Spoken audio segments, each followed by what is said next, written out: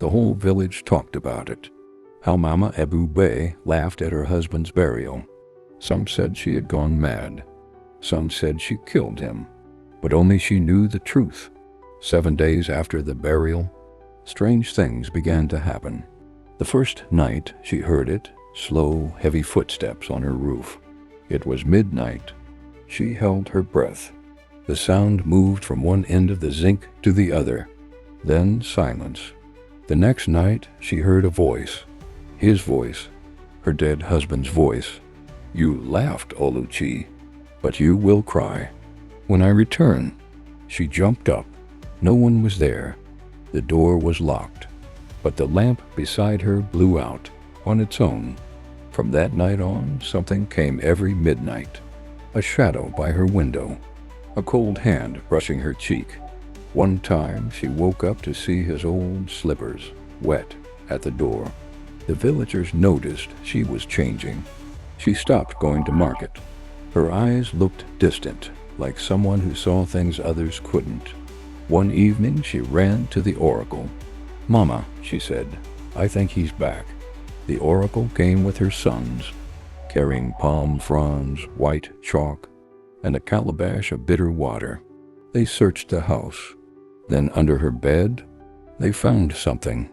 Wrapped in black cloth, soaked in oil, was a bundle of red thread, bone fragments, and 3 fingernails.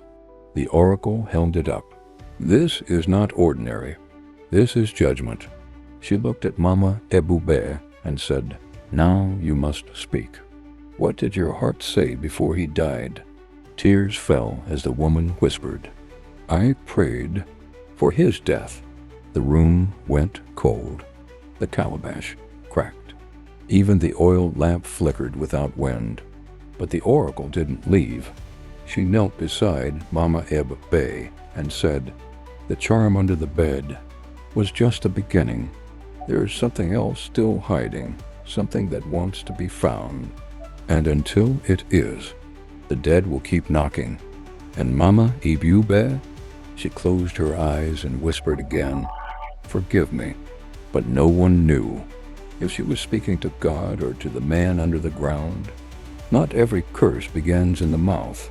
Some curses grow in silence and bloom in pain. If this part shook your soul, drop "Let the Dead Stay Buried" in the comments. Part 3 will open what everyone feared. What was hidden inside her pillow? Who really placed the charm under the bed? And what did her dead husband leave behind? That refused to die? Subscribe and turn on the bell, because the final chapter will haunt you in a holy way.